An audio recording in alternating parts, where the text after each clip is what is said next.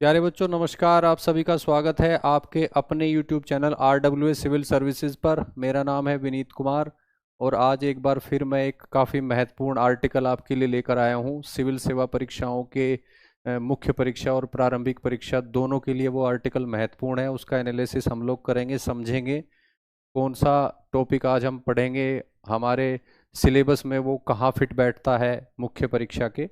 ठीक है बच्चों, आप सभी का स्वागत है। जल्दी से सभी बच्चे क्लास में जुड़ जाएं। पिंकी जी गुड इवनिंग, किरण गुड इवनिंग, आकाश गुड इवनिंग, रितिका जी गुड इवनिंग, जय हिंद गुरुदेव। आप सभी का स्वागत है बच्चों। कमेंट करके बताइए कौन बनने वाला है भारत का प्रधानमंत्री। कैसे ऑब्जर्व करके चल रहे हैं आप भारत की पॉलिटिकल सिचुएशन को? आज चुनावों के परिणामों के बाद क्या है आपका ऑब्जर्वेशन? जल्दी से कमेंट करके बताइए बच्चों, कौन बन रहा है प्रधानमंत्री? डोली, आकाश, राधा गुड इवनिंग। ठीक है बच्चों, स्टार्ट करते हैं। जैसा कि आप जानते हो कि द हिंदू न्यूज़पेपर और द इंडियन एक्सप्रेस न्यूज़पेपर के एडिटोरियल पीसेस का एनालिसिस करने के लिए, उनको स्टडी करने के लिए सिविल सेवाओं की मुख्य परीक्षाओं के मद्देनज़र हम लोग ये कक्षा जो है लाते हैं। ठीक है बच्चों, और इसमें यथासंभव आसान भाषा का प्रयोग करने की कोशिश हम करते हैं। लेकिन यूपीएससी के लेवल पे, यूपीपीसीएस के लेवल पे चीज़ें थोड़ा सा टफ ही होती हैं। भाषा भी उतनी आसान बनाना ज़्यादा संभव नहीं हो पाता। उम्मीद है आप जो है इसके आदी हो जाओगे, क्योंकि इसी भाषा में आपको लिखना है मुख्य परीक्षा में, तभी आप अच्छा स्कोर कर पाओगे। ठीक है बच्चों, तो आज हम स्टार्ट करते हैं। सबसे पहले ये देखते हैं कि किस आर्टिकल का हम लोग आज एनालिसिस करने वाले हैं, उसको पढ़ने वाले हैं। आज का जो आर्टिकल है बच्चों वो इंडियन एक्सप्रेस न्यूज़पेपर से लिया गया है, इंडियन एक्सप्रेस न्यूज़पेपर से। ठीक है बच्चों, और आर्टिकल की जो हेडलाइन है वो है स्पेशल कैटेगरी क्वेश्चन, यानी विशेष श्रेणी का प्रश्न। विशेष श्रेणी यानी स्पेशल कैटेगरी। ठीक है बच्चों, तो स्पेशल कैटेगरी की यहाँ पे बात हो रही है। तो किस तरह की स्पेशल कैटेगरी की बात हो रही है एक बार ये देख लेते हैं। यहाँ पे बेसिकली स्पेशल कैटेगरी स्टेटस की बात हो रही है। कई बार आपने सुना होगा कि राज्य जो है वो अपने लिए केंद्र सरकार से विशेष राज्य के दर्जे की मांग करते हैं। ठीक है बच्चों, तो ये उसी की बात हो रही है, यानी यहाँ पे स्पेशल कैटेगरी स्टेटस की बात हो रही है। और अगर हिंदी में बात करें तो विशेष राज्य का दर्जा की बात हो रही है, विशेष राज्य का दर्जा। ठीक है बच्चों, और इसका अर्थ है कि किसी राज्य को विशेष राज्य का दर्जा दिया जाना, किसी राज्य को विशेष राज्य का दर्जा दिया जाना केंद्र सरकार के द्वारा। ठीक है बच्चों, राज्य जो है अलग अलग समय पर अलग अलग राज्य अपने लिए विशेष राज्य के दर्जे की मांग करते रहते हैं केंद्र सरकार से, जिनमें 3 जो है वो प्रमुख हैं, जैसे बिहार है, ओडिशा है और आंध्र प्रदेश है। ये राज्य जो हैं तीनों, ये काफी मुखर रहे हैं अपने लिए विशेष राज्य का दर्जा मांगने में केंद्र सरकार से। हालांकि कई दशकों से ये प्रयासरत हैं, लेकिन इनको अभी किसी को भी विशेष राज्य का दर्जा नहीं दिया गया है केंद्र सरकार की तरफ से। ठीक है बच्चों, तो ये तो मैंने आपको बताया इस आर्टिकल की हेडलाइन का अर्थ, यानी इस आर्टिकल में है क्या। स्पेशल कैटेगरी की बात हो रही है, यानी विशेष राज्य के दर्जे की बात हो रही है जो किसी राज्य को दिया जाता है केंद्र सरकार के द्वारा। और 3 जो राज्य हैं, बिहार, उड़ीसा और आंध्र प्रदेश, वो जो है काफी समय से इसकी मांग करते रहते हैं। ठीक है बच्चों, अब हम देख लेते हैं कि ये आर्टिकल और इसमें जो बात हो रही है ये हमारे सिलेबस में कहाँ फिट होती है, यानी यूपीएससी के सिलेबस में और यूपी पीसीएस के सिलेबस में, पाठ्यक्रम में कहाँ फिट होती है। ठीक है बच्चों, स्पेशल कैटेगरी स्टेटस की बात हो रही है राज्यों के लिए। तो ये अगर यूपीएससी की बात करें और यूपीपीएससी, या फिर कहें कि यूपीपीसीएस की बात करें, तो ये मुख्य परीक्षा और प्रारंभिक परीक्षा दोनों के लिए उपयोगी है। मुख्य परीक्षा और प्रारंभिक परीक्षा दोनों में इससे प्रश्न बन सकता है। ठीक है बच्चों, और अगर सिर्फ मुख्य परीक्षा की बात करें तो जीएस पेपर 2 यानी सामान्य अध्ययन पेपर 2, जिसमें राज्य व्यवस्था शामिल है, भारत का संविधान और राज्य व्यवस्था। ठीक है बच्चों, तो ये आर्टिकल राज्य व्यवस्था से डायरेक्टली जुड़ता है, यानी इंडियन पॉलिटी से। और उसके बाद जीएस पेपर 3 भी अगर देखें, जिसमें अर्थव्यवस्था की बात है या आर्थिक विकास की बात है, तो ये आर्थिक विकास से भी डायरेक्टली जुड़ता है। ठीक है बच्चों, यानी आपकी यूपीएससी की परीक्षा हो या यूपी पीसीएस की परीक्षा हो, प्रारंभिक परीक्षा हो या मुख्य परीक्षा हो, और मुख्य परीक्षा में देखा जाए तो सामान्य अध्ययन पेपर 2 की पॉलिटी के लिए ये रिलेवेंट है, और जीएस पेपर 3 देखा जाए तो अर्थव्यवस्था यानी इकोनॉमी, आर्थिक विकास के लिए ये आर्टिकल इंपॉर्टेंट है, रिलेवेंट है, काफी प्रासंगिक है। ठीक है बच्चों, तो आपने देखा कि आपके सिलेबस में ये कहाँ फिट होता है डायरेक्टली। आगे बढ़ते हैं बच्चों। अब अगर मैं टॉपिकों की बात करूं कि आपके सिलेबस में कई सारे टॉपिक हैं, कई सारी चीजें हैं, तो डायरेक्टली किससे जुड़ता है, तो यहाँ पे वित्त आयोग की बात हो रही है इस आर्टिकल में। वित्त आयोग यानी कि फिनेंस कमीशन, यानी कि आर्टिकल 280, आर्टिकल 280 यानी संविधान के एक आर्टिकल 280 में एक इंस्टीट्यूशन, एक संवैधानिक निकाय की बात है, तो पॉलिटी की बात यहाँ पर हो रही है, और ये आर्टिकल में वित्त आयोग की चर्चा है, वित्त आयोग की भूमिका है। ठीक है बच्चों, इसके अलावा नीति आयोग जो है आपका, वो पॉलिटी में भी कवर होता है, वो इकोनॉमी में भी कवर होता है। ठीक है बच्चों, यूपी पीसीएस के सिलेबस की बात करें अगर मुख्य परीक्षा की, तो जनरल स्टडीज के पेपर 2 में भी नीति आयोग दिया हुआ है, और जनरल स्टडीज पेपर 3 के पाठ्यक्रम में भी दिया हुआ है नीति आयोग, तो यहाँ पे नीति आयोग की भी भूमिका है। इसके अलावा लोक वित्त की बात इस आर्टिकल में हो रही है, यानी कि पब्लिक फिनेंस, पब्लिक फिनेंस यानी फिनेंशियल कंडीशन ऑफ गवर्नमेंट, वो सेंट्रल गवर्नमेंट हो चाहे वो स्टेट गवर्नमेंट्स हो। ठीक है बच्चों, लोक वित्त की बात हो रही है, केंद्र राज्य संबंधों की बात हो रही है इस आर्टिकल में।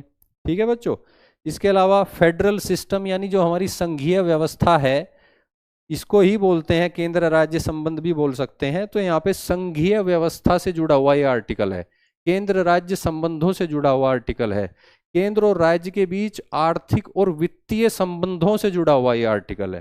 ठीक है बच्चों, इसके अलावा इसमें आर्थिक विकास की बात की गई है। आर्थिक विकास आपके जो है जनरल स्टडीज के पेपर 3 में सिलेबस का पार्ट है, आर्थिक विकास। ठीक है बच्चों, तो हमने अच्छे से देख लिया कि ये हमारे सिलेबस के लिए कितना प्रासंगिक मुद्दा है, ये आर्टिकल कितना प्रासंगिक है। ठीक है बच्चों, आगे बढ़ते हैं। अब देख लेते हैं कि विशेष राज्य का दर्जा होता क्या है। विशेष राज्य का दर्जा यानी कि हिंदी में बोलेंगे विशेष राज्य का दर्जा, किसी राज्य को विशेष राज्य का दर्जा, और इंग्लिश में बोलेंगे इसको SCS, SCS। ठीक है बच्चों, SCS जिसकी फुल फॉर्म होगी special category status, special category status. ठीक है बच्चों, यहां तक आपको क्लियर हुआ। अब ये कब से शुरू हुआ, मतलब कब से ऐसे प्रावधान लाए गए जिनके अंतर्गत किसी राज्य को विशेष राज्य का दर्जा देना शुरू किया गया।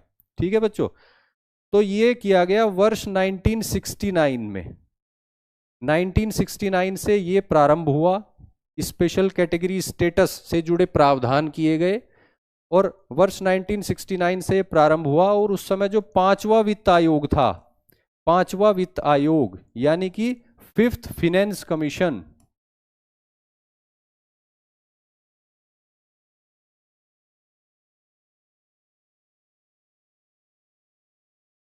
फिफ्थ फिनेंस कमीशन जो था उसकी रिकमेंडेशन पर यह दर्जा देना शुरू किया गया। ठीक है बच्चों, और 5th फिनेंस कमीशन के जो चेयरमैन थे वो थे महावीर त्यागी, महावीर त्यागी,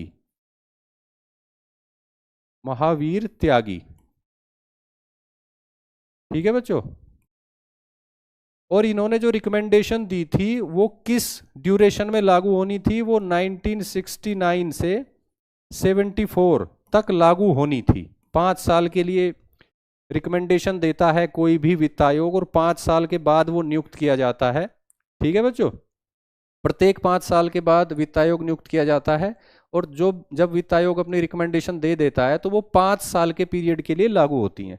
तो पांचवा जो वित्त आयोग था उसके अध्यक्ष थे महावीर त्यागी, और उन्होंने अपनी रिकमेंडेशन दी 1969 में, और वो 5 साल के पीरियड के लिए थी, यानी कि 1969 से 1974। ठीक है बच्चों।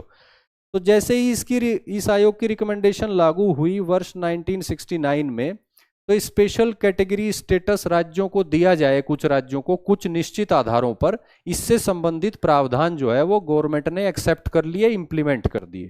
ठीक है बच्चों। और क्या किया जाना था स्पेशल कैटेगरी स्टेटस के अंतर्गत, वो देख लें। कुछ राज्यों को विकास सहायता दी जानी थी, यानी कुछ राज्यों को अपना विकास करने के लिए केंद्र की ओर से आर्थिक वित्तीय सहायता दी जानी थी। ठीक है बच्चों। और कैसे वे राज्य थे जिनको ये दी जानी थी? जो आर्थिक और भौगोलिक बाधाओं का सामना कर रहे थे, आर्थिक और भौगोलिक बाधाओं का सामना कर रहे थे। ठीक है बच्चों। तो ये बात हुई कि स्पेशल कैटेगरी स्टेटस यानी किसी राज्य के लिए विशेष दर्जे का जो मैकेनिज्म शुरू किया गया वो 1961 में शुरू किया गया, महावीर त्यागी की अध्यक्षता वाले 5वें वित्त आयोग की रिकमेंडेशन पर शुरू किया गया। और इसके अंतर्गत कुछ राज्यों को डेवलपमेंट एड यानी विकास सहायता दी जानी थी। कैसे राज्यों को? ऐसे राज्यों को जो आर्थिक रूप से और भौगोलिक रूप से बाधाओं से ग्रस्त थे। ठीक है बच्चों।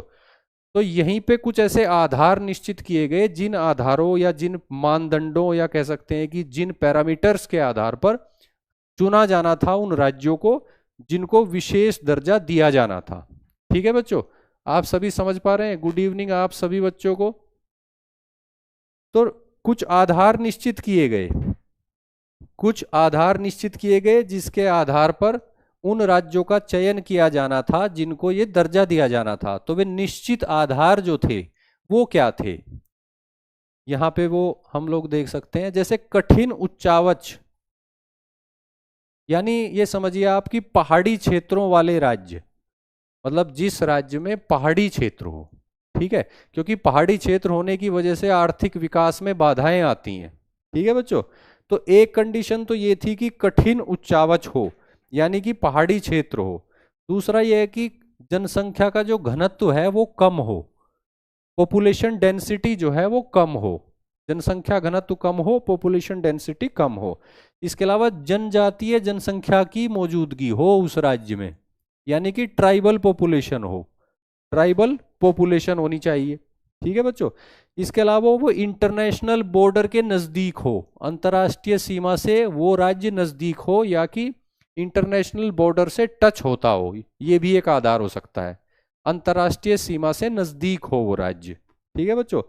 आर्थिक रूप से पिछड़ा हुआ हो, इसमें तो कोई डाउट ही नहीं है कि आर्थिक रूप से पिछड़े राज्यों के लिए ही ये मैकेनिज्म लाया गया था।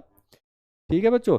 इसके अलावा आधारभूत संरचना की कमी हो उस राज्य में, यानी इंफ्रास्ट्रक्चर जो है वो काफी वीक हो, फिजिकल इंफ्रास्ट्रक्चर भी और सोशल इंफ्रास्ट्रक्चर भी। फिजिकल इंफ्रास्ट्रक्चर का मतलब होता है बच्चों जैसे सड़कें और फ्लाईओवर्स, इस तरह की चीजें। और सोशल इंफ्रास्ट्रक्चर का मतलब होता है जैसे स्वास्थ्य सुविधाएं, शैक्षणिक सुविधाएं आदि।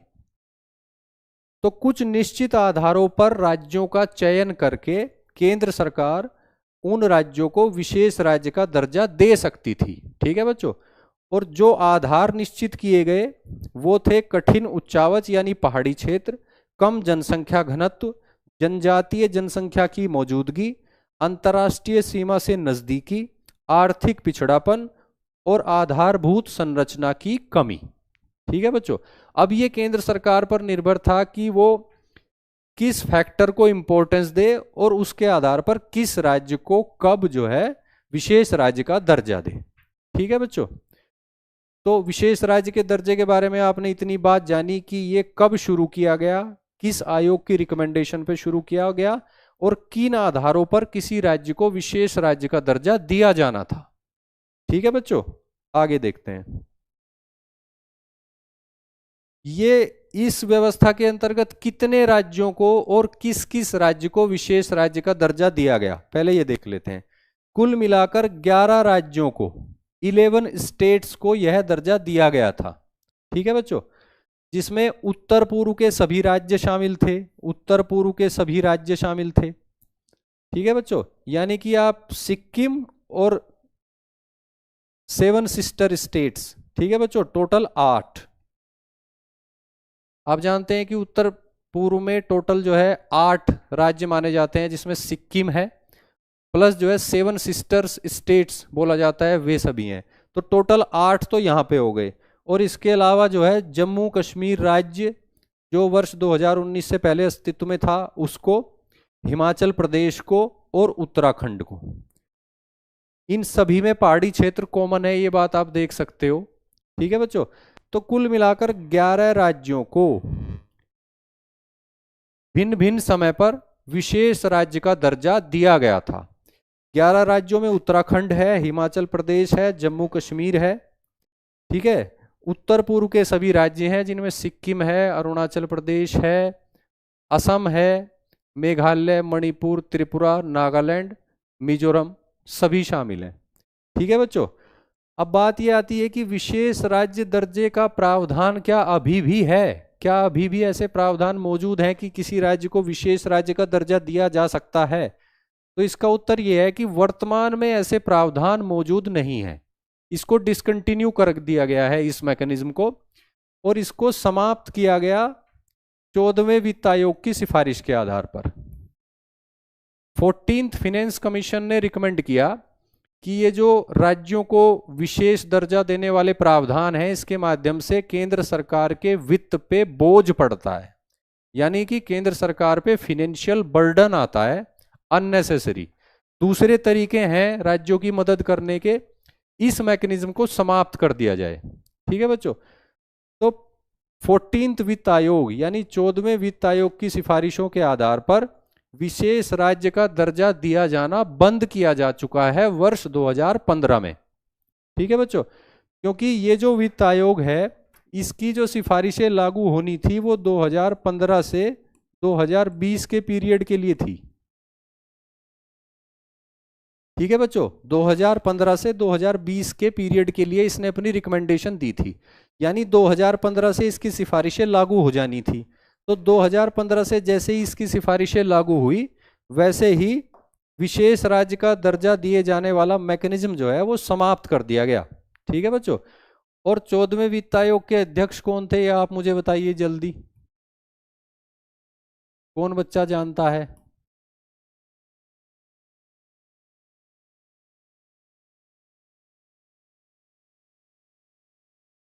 YV Reddy, YV Reddy.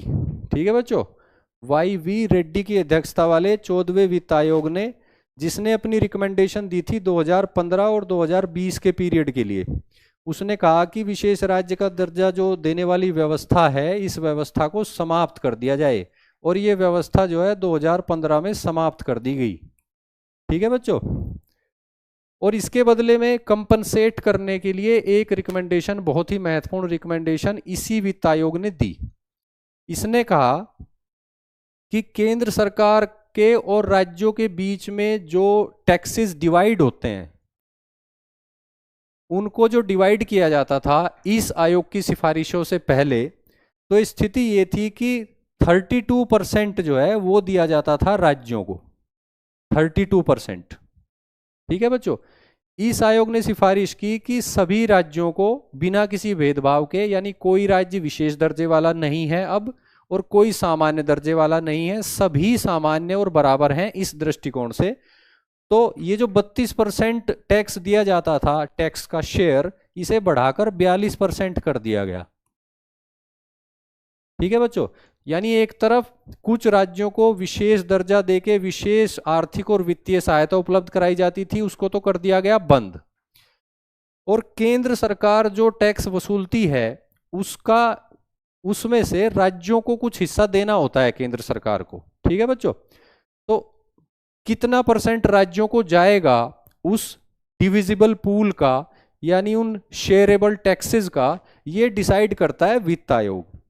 तो 13वें वित्त आयोग ने जो रिकमेंडेशन दी थी, उसके अनुसार 32% जाता था राज्यों को और बाकी जो है 68% रखता था केंद्र।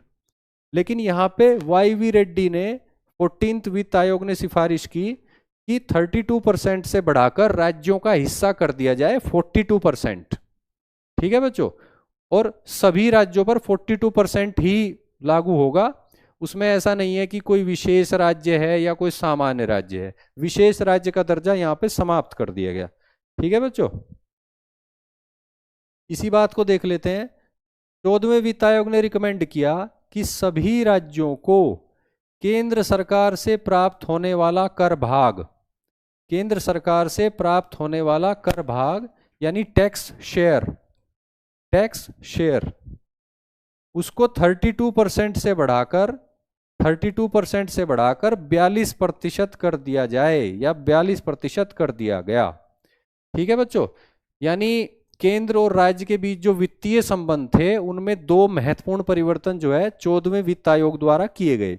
एक और तो विशेष राज्य का दर्जा समाप्त कर दिया गया, दूसरी ओर जो है टैक्स शेयर जो प्राप्त होता था राज्यों को केंद्र सरकार से, उसमें इससे पहले 14वें आयोग की रिपोर्ट से पहले 32% राज्यों को मिलता था और 68% जो है वो मिलता था केंद्र को।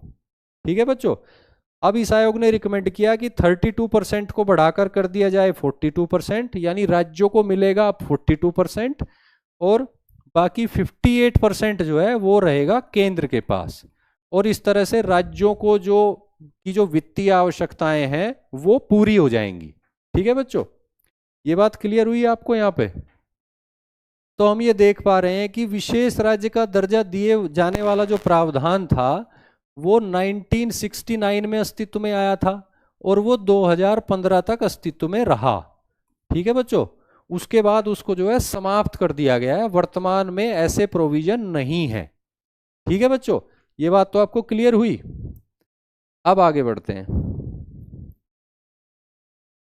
अब ये देख लेते हैं कि जब विशेष राज्य का दर्जा जो अस्तित्व में था यानी कि 1969 से लेकर और 2015 तक,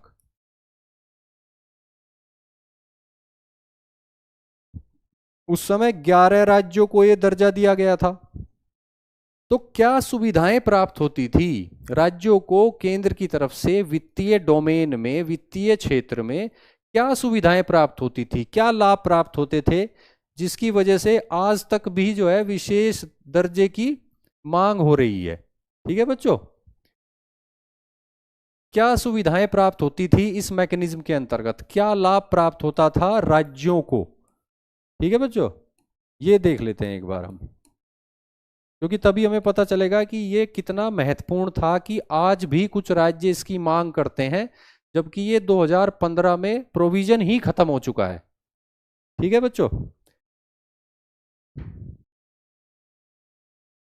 एक तो अधिक वित्तीय सहायता मिलती थी अनुदान के रूप में, अधिक अनुदान सहायता यानी ग्रांट इन एड बोलते हैं, ग्रांट इन एड बोला जाता है इंग्लिश में। केंद्र सरकार की ओर से वित्तीय अनुदान सहायता दी जाती है राज्यों को। ठीक है बच्चों, जिन राज्यों को विशेष राज्य का दर्जा मिला होता था उनको अधिक वित्तीय अनुदान सहायता दी जाती थी, यानी कि ज्यादा फंडिंग होती थी। इसके अलावा विशेष औद्योगिक प्रोत्साहन देने के लिए अनेक कदम उठाए जाते थे, यानी इंडस्ट्रीज को प्रमोट करने के लिए उन राज्यों में अनेक सुविधाएं दी जाती थी। कैसी सुविधाएं वो देख लेते हैं। सीमा शुल्क में छूट दी जाती थी, सीमा शुल्क यानी कि कस्टम ड्यूटी। ठीक है बच्चों, कस्टम ड्यूटी, कस्टम ड्यूटी में छूट दी जाती थी।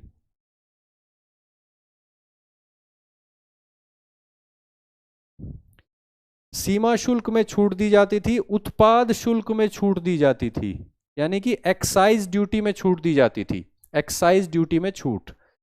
जीएसटी संबंधी छूट और रियायतें दी जाती थी, जीएसटी संबंधी छूट और रियायतें दी जाती थी। ठीक है बच्चों, केंद्रीय करों, केंद्रीय करों की जो दरें हैं वो निम्न स्तर पर रखी जाती थी ऐसे राज्यों को जिनको विशेष राज्य का दर्जा दिया जाता था।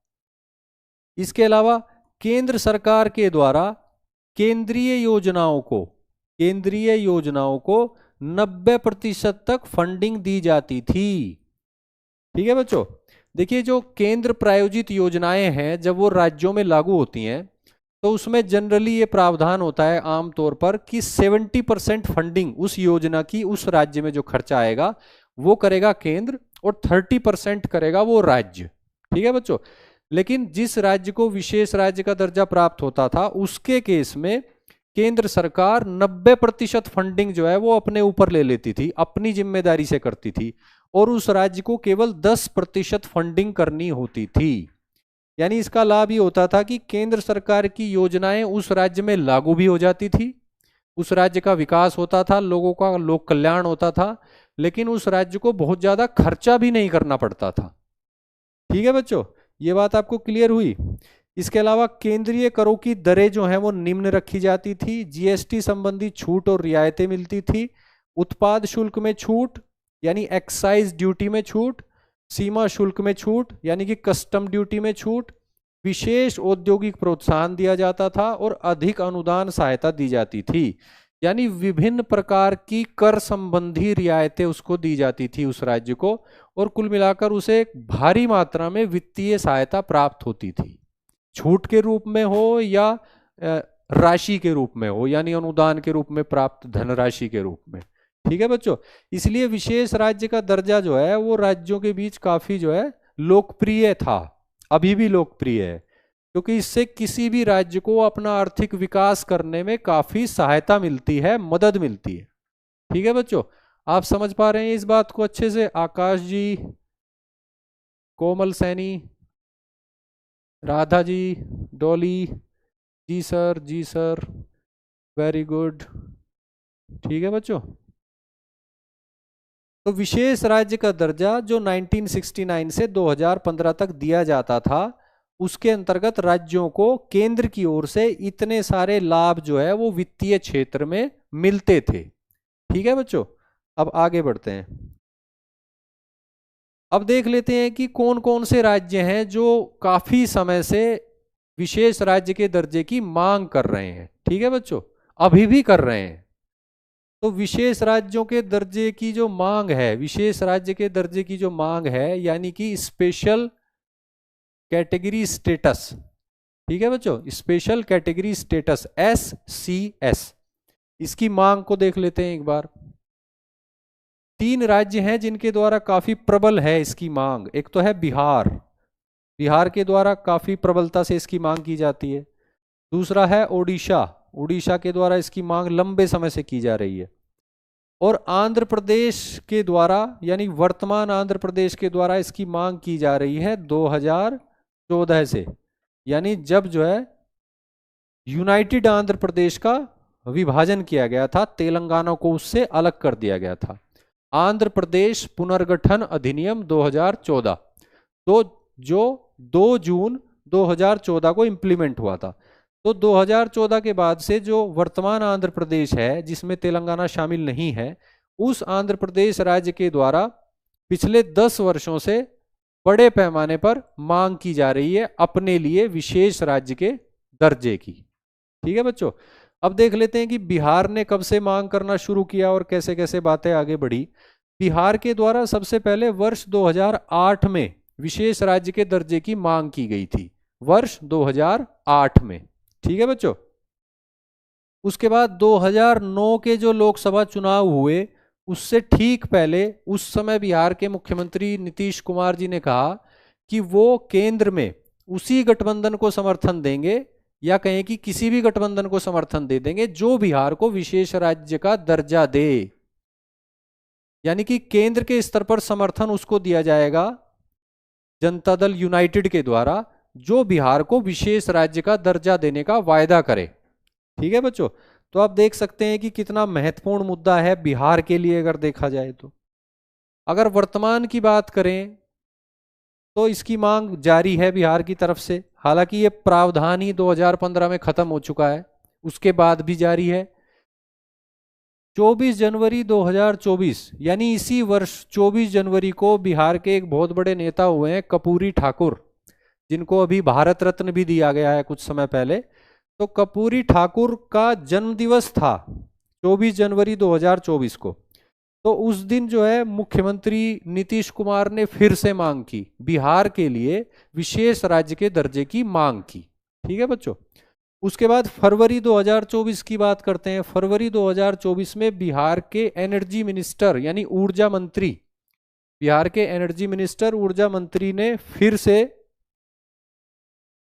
बिहार विधानसभा के पटल पर यह बात रखी कि बिहार को दिया जाना चाहिए विशेष राज्य का दर्जा केंद्र सरकार के द्वारा, ताकि बिहार सरकार जो है ज्यादा से ज्यादा लोगों को पॉवर्टी यानी गरीबी से बाहर निकाल सके। ठीक है बच्चों। तो आप देख रहे हैं कि 2008 से मांग शुरू हुई बिहार में, चुनावी मुद्दा भी बना, और अभी भी यानी 2024 में भी लगातार मुख्यमंत्री के स्तर पर हो या कि वहां पे जो है एनर्जी मिनिस्टर ऊर्जा मंत्री के स्तर पर हो, ये मांग लगातार जारी है।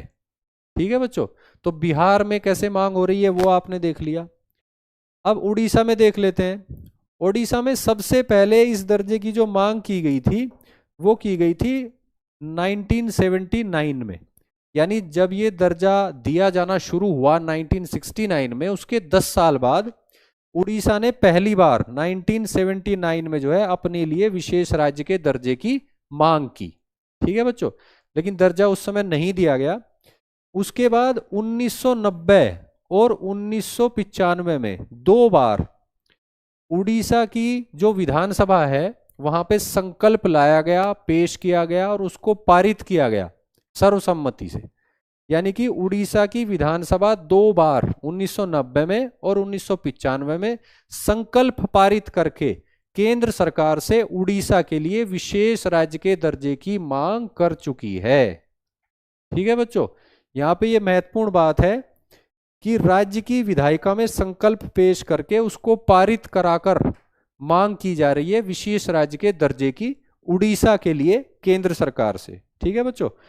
उसके बाद जो है वर्ष 2000 में वहां पे नवीन पटनायक जो है वो पावर में आए, मुख्यमंत्री बने, उन्होंने फिर से उड़ीसा के लिए विशेष राज्य के दर्जे की मांग की। ठीक है बच्चों। उसके बाद भी उड़ीसा की तरफ से ये मांग कई बार उठाई गई है। ठीक है बच्चों। अब आंध्र प्रदेश में देख लेते हैं आंध्र प्रदेश की क्या स्थिति है।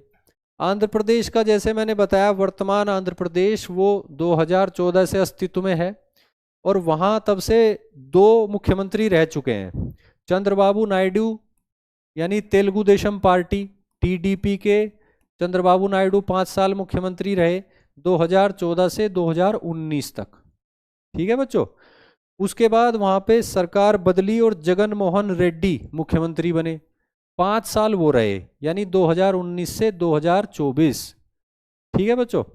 तो इन 10 सालों के दौरान 2 पार्टियों की सरकार रही, 2 मुख्यमंत्री रहे। इन दोनों ही मुख्यमंत्रियों ने भरसक कोशिश की कि केंद्र सरकार से किसी तरह आंध्र प्रदेश को विशेष राज्य का दर्जा जो है मिल जाए, ले लिया जाए। ठीक है बच्चों। और चंद्रबाबू नायडू की जो पार्टी है वो तो एनडीए का भाग भी रही। जब पहली बार प्रधानमंत्री मोदी 5 साल के लिए प्रधानमंत्री रहे यानी 2014 से 2019, तो उस दौरान चंद्रबाबू नायडू की तेलुगु देशम पार्टी जो थी वो एनडीए का पार्ट थी, 2018 तक उसका भाग रही। यानी कि चंद्रबाबू नायडू की पार्टी के 2 कैबिनेट मिनिस्टर भी थे केंद्र सरकार में। वो खुद जो है उनकी पार्टी केंद्र सरकार को सपोर्ट कर रही थी, सरकार का हिस्सा थी। इसके बावजूद भी चंद्रबाबू नायडू केंद्र सरकार को इस बात के लिए तैयार नहीं कर पाए कि केंद्र सरकार आंध्र प्रदेश को विशेष राज्य का दर्जा दे दे। हालांकि इसके लिए उन्होंने काफी मांग की, काफी प्रयास किए। आंध्र प्रदेश की विधानसभा में भी उन्होंने काफी जो है प्रश्नों के उत्तर उन्हें झेलने पड़े। ठीक है बच्चों। विपक्ष जो वहां पे था आंध्र प्रदेश में उसने उनकी काफी आलोचना की और अंतिम रूप से 2018 में उन्होंने एनडीए को त्याग दिया और अपने 2 मंत्रियों से इस्तीफा दिला दिया, यानी वो केंद्र सरकार से अलग हो गए। और उसके बाद उन्होंने 2019 के विधानसभा चुनाव में बीजेपी के अगेंस्ट जो है प्रचार प्रसार किया, अभियान चलाया। लेकिन इसके बावजूद वे 2019 का आंध्र प्रदेश विधानसभा चुनाव हार गए और उसका एक प्रमुख कारण यही रहा कि वो विशेष राज्य का दर्जा अपने राज्य के लिए नहीं प्राप्त कर पाए और इस प्रोसेस में वो जो है आर्थिक विकास अच्छे से नहीं कर पाए, संसाधनों की सीमित होने की वजह से। उसके बाद जो है जगन मोहन रेड्डी बने 2019 के विधानसभा चुनाव के बाद। उनकी सरकार भी 5 साल रही आंध्र प्रदेश में। उन्होंने भी काफ़ी मतलब कोशिश की कि केंद्र सरकार से किसी तरह विशेष राज्य का दर्जा ले लिया जाए, लेकिन नहीं मिला। ठीक है बच्चों। अब वर्तमान स्थिति ये है कि अभी अभी लोकसभा चुनाव हुए हैं और आंध्र प्रदेश में विधानसभा चुनाव हुए हैं। आंध्र प्रदेश में तेलुगु देशम पार्टी जो है चंद्रबाबू नायडू के नेतृत्व में वो पूर्ण बहुमत के साथ जो है वो सत्ता में आ गई है। चंद्रबाबू नायडू जो है वो मुख्यमंत्री बनने वाले हैं। दूसरी तरफ केंद्र सरकार जो बनेगी वो गठबंधन सरकार बनती नजर आ रही है। उसमें तेलुगु देशम पार्टी के 16 एमपी यानी 16 सांसद जो है वो महत्वपूर्ण भूमिका निभाएंगे। तो अब कुछ समीकरण ऐसे बनते नजर आ रहे हैं जिससे शायद आंध्र प्रदेश की ये मांग इस रूप में या किसी दूसरे रूप में पूरी हो जाए। और यही वो संदर्भ है जिसकी वजह से ये आर्टिकल लिखा गया है चुनावों के परिणाम आने के तुरंत बाद। ठीक है बच्चों। इस संदर्भ पे हम आगे एक और स्लाइड में डिटेल में बात करेंगे वर्तमान राजनीतिक परिदृश्य की, जिसकी वजह से ये आर्टिकल लिखा गया। तो कुल मिला के आप यहाँ ये समझे कि 3 राज्यों के द्वारा बिहार, उड़ीसा और आंध्र प्रदेश के द्वारा विशेष राज्य के दर्जे की मांग लगातार की जा रही है। ठीक है बच्चों, आगे बढ़ते हैं। आंध्र प्रदेश की जो मांग है जो सबसे ज्यादा मुखर है, उसके क्या कारण है ये एक बार देख लेते हैं। आंध्र प्रदेश इतनी मुखरता के साथ विशेष राज्य के दर्जे की मांग क्यों कर रहा है? इस मांग का जो उत्तर है वो छिपा हुआ है 2014 में, जब आंध्र प्रदेश का विभाजन किया गया और तेलंगाना को उससे अलग कर दिया गया। आंध्र प्रदेश की सरकार का कहना है कि ये जो विभाजन किया गया ये न्यायपूर्ण तरीके से नहीं किया गया, अच्छे तरीके से नहीं किया गया। ठीक है बच्चों। राजस्व संसाधनों यानी रिवेन्यू रिसोर्सेज का विभाजन जो है वो सही से नहीं किया गया, ऐसा कहना है आंध्र प्रदेश की सरकारों का 2014 के बाद से अब तक लगातार। यानी बेसिकली ये कहना चाहते हैं कि जब आंध्र प्रदेश से अलग करके तेलंगाना बनाया गया तो ज्यादा रिवेन्यू के सोर्सेज, राजस्व के ज्यादा सोर्सेज तो चले गए तेलंगाना के पास, और ज्यादा देनदारियां या कहें कि ज्यादा कर्ज और ज्यादा जनसंख्या जो है वो हिस्से आई आंध्र प्रदेश के। यानी आंध्र प्रदेश के हिस्से है ज्यादा जनसंख्या, ज्यादा कर्ज और ज्यादा देनदारियां, और राजस्व के ज्यादा स्रोत जो हैं वो तेलंगाना के पास चले गए। और विशेष रूप से इसलिए कि हैदराबाद जो है वो तेलंगाना के पास चला गया, उसकी राजधानी बन गया। क्योंकि यूनाइटेड आंध्र प्रदेश जो आंध्र प्रदेश था वर्ष 2014 से पहले, उसमें रिवेन्यू का सबसे बड़ा स्रोत था हैदराबाद, और हैदराबाद चला गया तेलंगाना में। ठीक है बच्चों। तो यहाँ पे आंध्र प्रदेश की सरकार का कहना है कि राजस्व संसाधनों, रिवेन्यू रिसोर्सेज का विभाजन जो है वो सही से नहीं किया गया, न्यायपूर्ण तरीके से नहीं किया गया, जिसकी वजह से वर्तमान आंध्र प्रदेश की वित्तीय स्थिति कमजोर है, बेहद कमजोर स्थिति है। उसको आगे देखेंगे और वो क्या क्या कहते हैं। इसके अलावा वर्तमान आंध्र प्रदेश की सरकार कहती है कि हैदराबाद जो है, हैदराबाद नगर, वो विभाजन के समय यानी वर्ष 2014 में वो तेलंगाना में चला गया। और इसका क्या प्रभाव पड़ा? इसका प्रभाव ये पड़ा कि राजस्व का एक बहुत बड़ा और बहुत ही अहम स्रोत वो तेलंगाना में चला गया। आंध्र प्रदेश वर्तमान उससे वंचित हो गया। और इसका प्रमाण इस फैक्ट से मिल जाता है कि अगर वर्ष 2013-14 की बात करें, जब विभाजन नहीं हुआ था आंध्र प्रदेश का, उस समय आंध्र प्रदेश के द्वारा जितना सॉफ्टवेयर एक्सपोर्ट किया जाता था, यानी जितने मूल्य का सॉफ्टवेयर एक्सपोर्ट किया जाता था, उसका 99% भाग सिर्फ हैदराबाद नगर से किया जाता था। क्लियर है बच्चों? यानी पूरा आंध्र प्रदेश जितना सॉफ्टवेयर एक्सपोर्ट करता था 2013-14 में, उसका 99% भाग केवल हैदराबाद नगर से किया जाता था, और हैदराबाद नगर चला गया तेलंगाना के पास। ठीक है बच्चों। तो ये समझिए कि वर्तमान आंध्र प्रदेश के पास रिवेन्यू का कितना बड़ा स्रोत जो है वो नहीं है 2014 के बाद से। आप ये समझिए कि 2013-14 में आंध्र प्रदेश ने 57,000 करोड़ 57,000 करोड़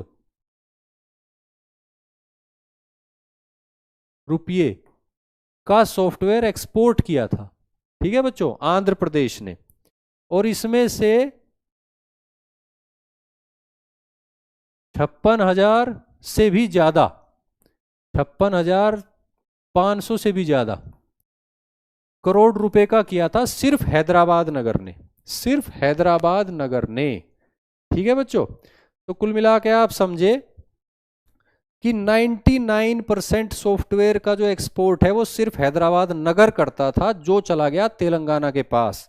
ठीक है बच्चों, तो यहां पे जो है वंचित हो गया वर्तमान आंध्र प्रदेश रिवेन्यू के बहुत बड़े स्रोत से।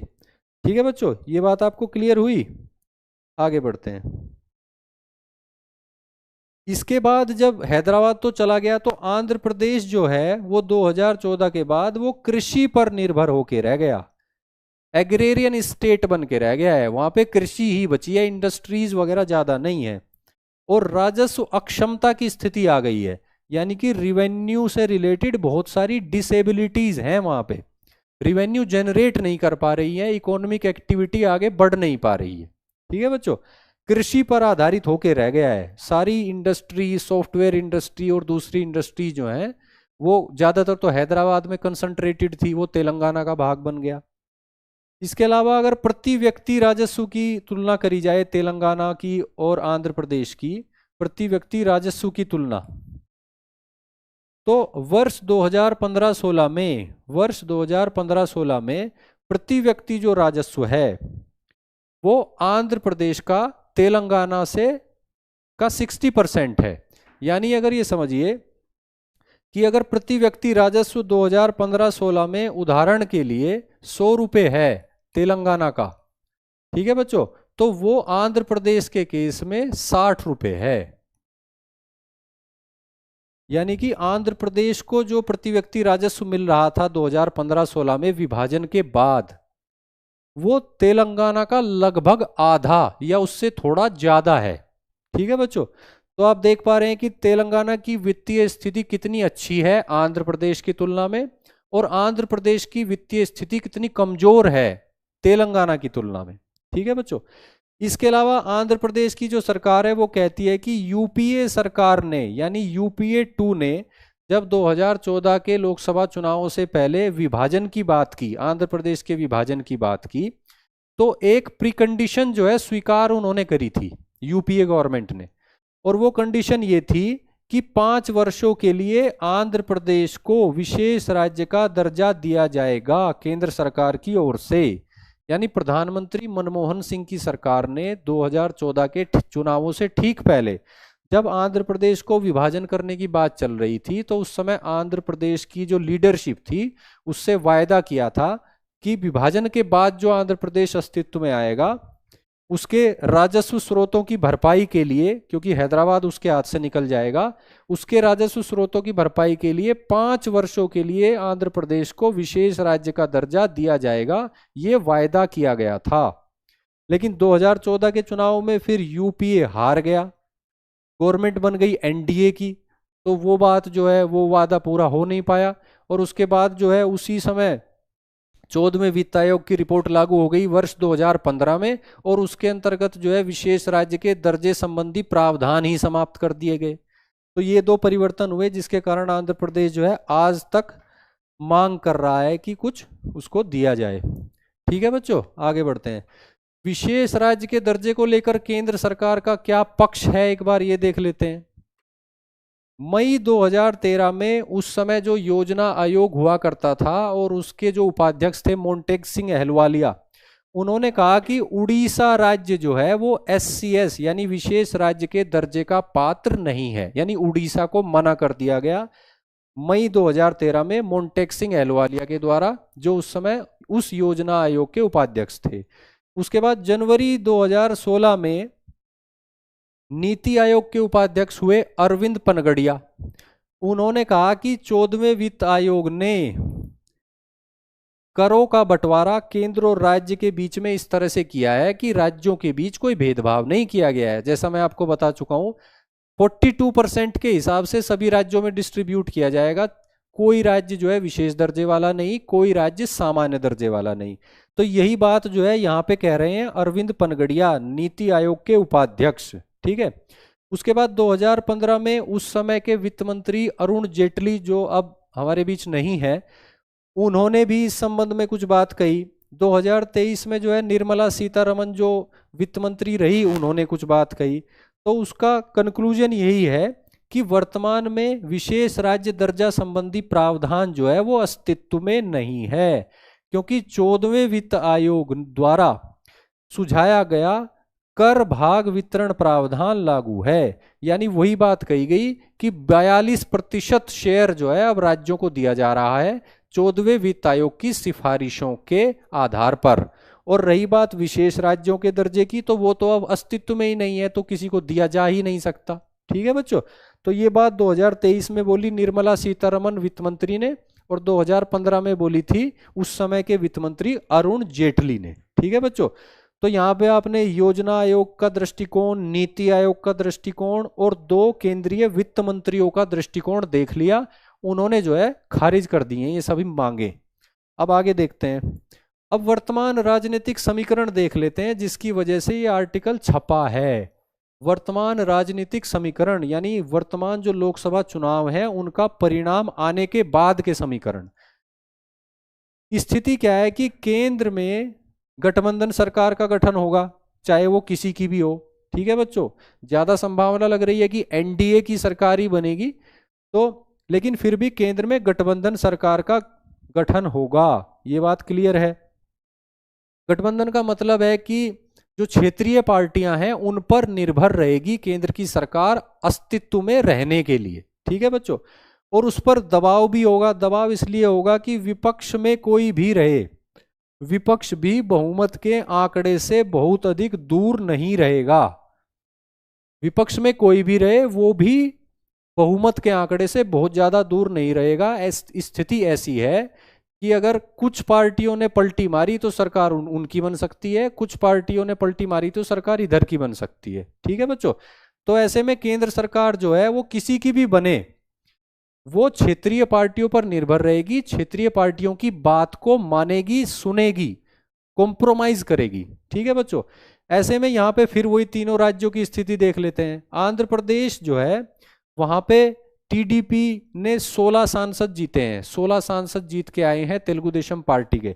तो एनडीए का पार्ट है टीडीपी, तो टीडीपी के समर्थन पर निर्भर है केंद्र सरकार।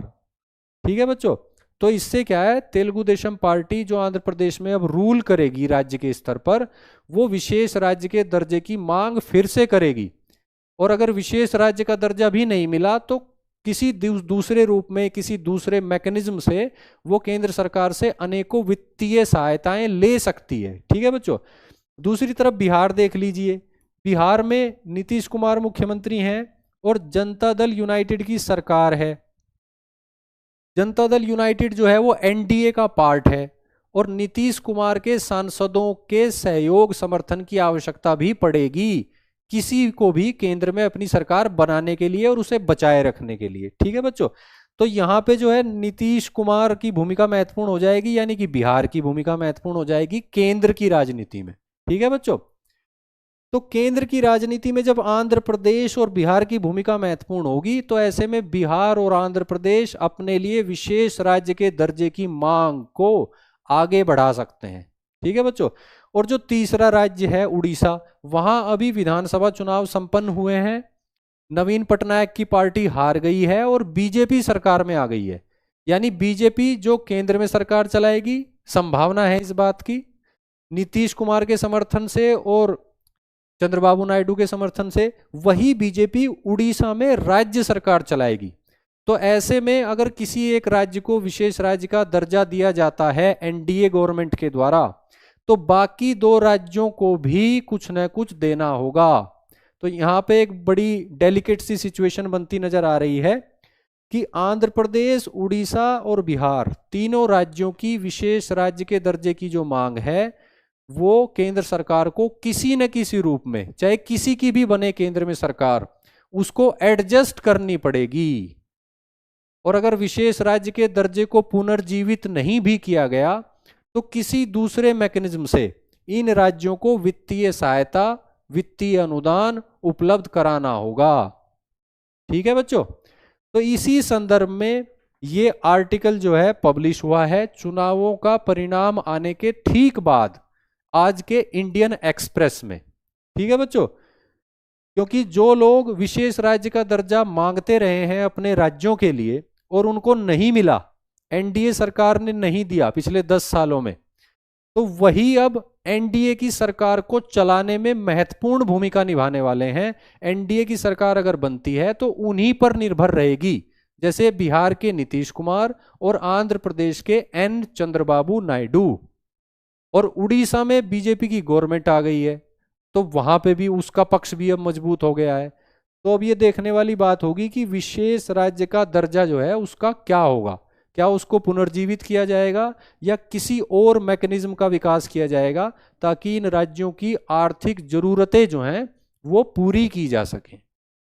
ठीक है बच्चों, तो आज की क्लास में बस इतना ही। आज की क्लास आपको कैसी लगी जरूर कमेंट करके बताइए। ये जो स्लाइड्स हैं ये आपको पीडीएफ के फॉर्मेट में मिल जाएंगी, आप इनको प्रिंट आउट निकाल के अपने पास रखना। पॉलिटी के लिए भी बहुत इम्पोर्टेंट है ये, राज व्यवस्था आप पढ़ रहे हो, एम लक्ष्मीकांत की राज व्यवस्था भी पढ़ रहे हो, तो वहाँ भी कभी कभी बच्चे पूछ लेते हैं इस तरह के प्रश्न। तो ये विशेष राज्य के दर्जे से संबंधित सभी प्रश्नों के उत्तर आज की क्लास में आपको मिल गए होंगे। ऑफलाइन कमेंट करके आप जरूर बताइएगा कि क्लास आपको कैसी लगी। इसके अलावा ज़्यादा से ज़्यादा बच्चों को क्लास से जोड़िए, शेयर कीजिए क्लासेस को। ठीक है बच्चों, आप सभी को थैंक यू, नाइस क्लास, आप सभी का धन्यवाद, नमस्कार।